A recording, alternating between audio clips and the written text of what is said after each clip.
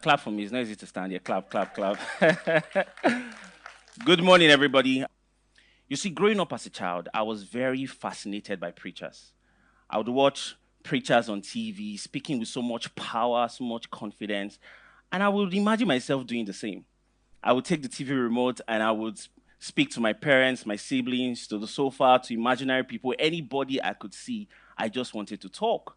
I had a note where I would write sermons. And that love for speaking made me started teaching physics and chemistry in secondary school. I was part of a group called Jet Club. How many of you were in Jet Club? So Junior Engineering Technician Scientist Club. And I'll do great, Jets great. I was just fascinated. I remember if I want to teach, I would spend the night just cramming and reading the material, then go up and do like I know what I was talking about. I was fascinated by it.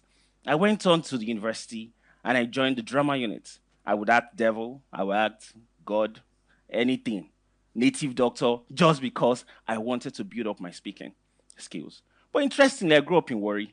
And if you know Warri, what are we known for? We speak the best pidgin English, yes? And with my pidgin English turned to English, I will be making so much mistakes that my friends will tell me it is not chairman, it's not chairman, it's chairman. And I will go back and correct myself. Everybody working together to make me the person I am today. But when I was doing all those things, I didn't even know what I was doing. But I was learning confidence. I was learning leadership. I was learning something deeper that will shape the work that I'm doing today. Interestingly, while I was in school, I studied biochemistry.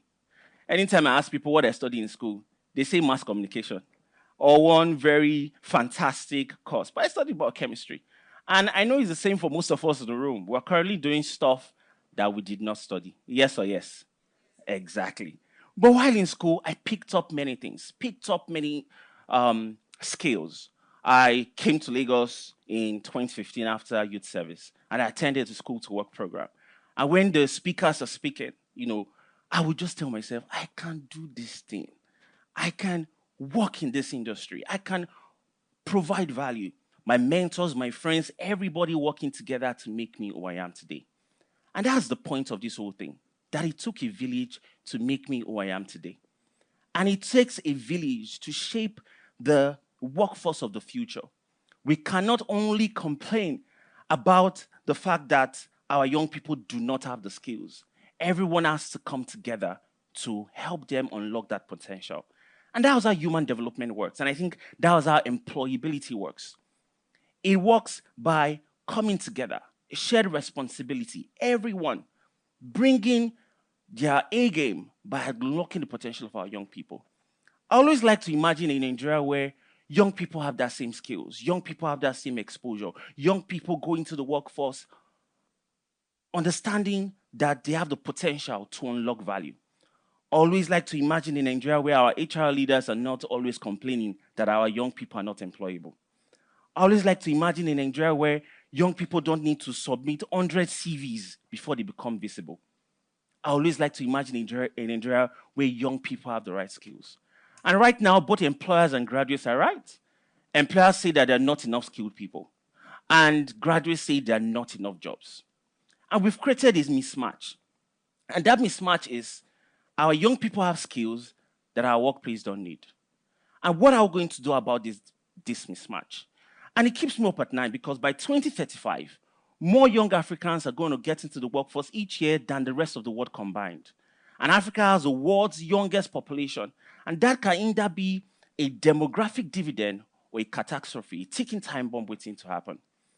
So I want to argue today that employability or the concept or the talk about unemployability is not so much about a youth problem, it's an ecosystem problem. It's a shared responsibility of everyone, from parents to churches to friends to the university to our teachers, coming together to unlock the potential of our young people. I'll tell you a story.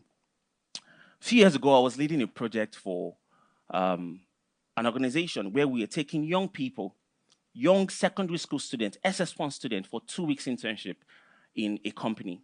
And I did this in Lagos, in Calabar, and I think in Port Harcourt. We trained 300 students with workplace readiness skills, trained the teachers for them to embed workplace readiness skills into their curriculum so that young people have the skills needed for the workplace. So a component of that program was a student internship where we take SS1 students to the workplace, like I said. So before the internship in Lagos, the Lagos side of the internship, I told a young boy, I asked the student to write down some sort of baseline survey. What do you want to do when you grow up? And one of the boys, his name is Kudus, he said, I want to be in the army. I want to be a soldier. I want to fight for justice. I was like, of all the things you want to become, you want to go and fight Boko Haram. You want to be a soldier. And I was very curious. And I said, where do you live? And interestingly, he stays in the barracks. His father is in the army. His friends and everything he has done around him are probably in the military. So his aspiration has been shaped by his background and his experiences. Anyway, we didn't have a security firm to put him in, so we took him to a law firm. Those were the institutions that provided slots for secondary school students, as you would imagine, to come and do 2 weeks internship. After 2 weeks, we did the headline survey, and I asked this young boy, so what do you want to be when you grow up? And he told me, I want to be a lawyer. And I told him, why do you change your mind? And he said, I've seen a better way to fight for justice. And that statement stayed with me all through these years, because it dawned on me that you cannot rise beyond the level of your exposure. Changing the exposure of this young chap for just 2 weeks changed his entire aspirations from being a soldier and being in the army to be a lawyer. And that is what unboxing feels like. We cannot fix the problem of employability by just telling young people, go and learn skills. We need to fix the systems that shape how they learn, how they work, and how they grow. We need to provide those experiences, that exposure, that unbox learning for them. And I feel 4 critical institutions have a role to play. Yes, we always blame the university system.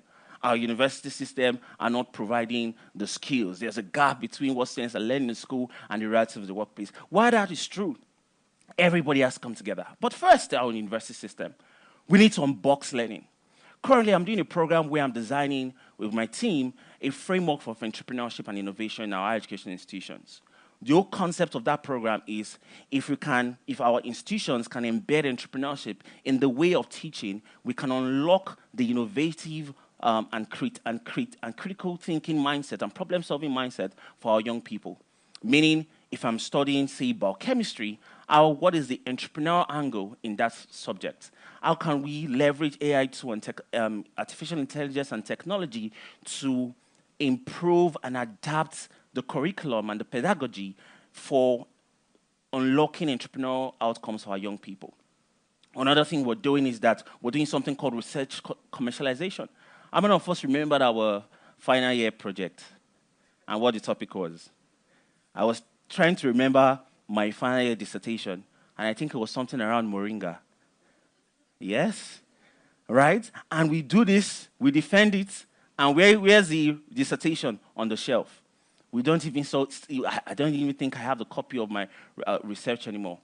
And we're trying to encourage our young people for research commercialization, meaning research for what? Your dissertation for what? Another thing we're doing currently in unlocking learning and unboxing learning in our higher education institution is something called industry-academia partnership. I went to a university outside the country one time. I was doing a tour of the university, and it was interesting to know that the local Mercedes-Benz company has like a factory within the university where students come together and try to provide solutions for their local challenges. And it's very, I think applaudable what the Nord Motors is doing with the University of Lagos, unlocking those things for them as well. So we need to encourage industry-academia collaboration for sure. One of the things we're currently doing is called the Enterprise Challenge Grant. We're giving final year students about £20,000 grant to, go and think about creative solutions to problems. 5 of them come together to work on it, and hopefully those things scale into prototype or into businesses. And that is how we can unbox learning for our young people, giving them experiences that enable their critical thinking, giving them experiences that enable their problem solving. The next element of society that is really critical is the private sector and industry, and all of us in the room. I remember a few years ago, I was working on a project for the Mastercard Foundation program where we're going around the country training people on soft skills. I directly trained over 100,000 people on CV writing and employability skills, and it's quite interesting the magnitude of change that those simple trainings can offer. I was a product of a training. I was telling children in the room earlier today, 2015 school to work training by the company that I ended up working for. I was just a naive out of school student trying to find my way. And I was in a simple training where mentors, industry experts were just telling us about their experiences. And that unlocked something in me. And I had to give back. I had to go around the country telling people about employability skills, about communication skills, that you can unlock your potential by just learning the skills. And for everyone in the room and everyone listening to me right now, if you're pretty much advanced or successful in your career, the question I'm asking is that, who are you enabling? What potential are you unlocking? I'm tired of every time you see on Twitter when somebody is coming and saying, our youth are not employable. I just read a CV and it's so bad. Correct it. Provide value to them. Help them. It's our shared responsibility to unlock the potential for our young people. Our parents, our teachers, we need to encourage our children and teach them how to think, not what to think. If they want to climb, let them climb. You know, my grandma almost sent me a video this morning and said, your son is becoming a Spider-Man. Well, maybe, because he's climbing the fridge and climbing everywhere in the house. But we need to just unlock their curiosity. Make them play and take them out. If they say they want to do something, allow them do it. All right? Not every time engineering, doctors, and what? What's the last one? And lawyers. All right? We need to work together. It's a shared responsibility. Everyone working together to enable and unlock the potential for young people. If it took a village to shape me, mentors, preachers, teachers, and some of the people in the room today, it will take a village to shape the next generation of the future of work. And here's what I want to imagine. It's 2025. There's a young wave of Africans going into the workforce, but they're not just going to find jobs, they're going to create jobs. They're not just going to say, tell me what to do. They're going to make things happen. I'm trying to say we must not put the blame on the individual. While we recognize that the individual is the driver of his or life, it's also important that the system and everyone work together to enable and unlock and unbox learning for them. We must unbox opportunity and let our young people breathe. Let the young people what? Breathe. And that future doesn't happen by accident. It happens because we've decided today to stop boxing people into what they studied, to stop boxing people by their backgrounds, to stop boxing people by their journeys, to stop boxing people by where they're from, to stop boxing people just by who we feel they are, but ensuring that we are supporting them to be who they should become. The future does not belong to those who fit neatly into a frame. It belongs to those bold enough to step outside it, and the systems brave enough to let them happen. Thank you very much.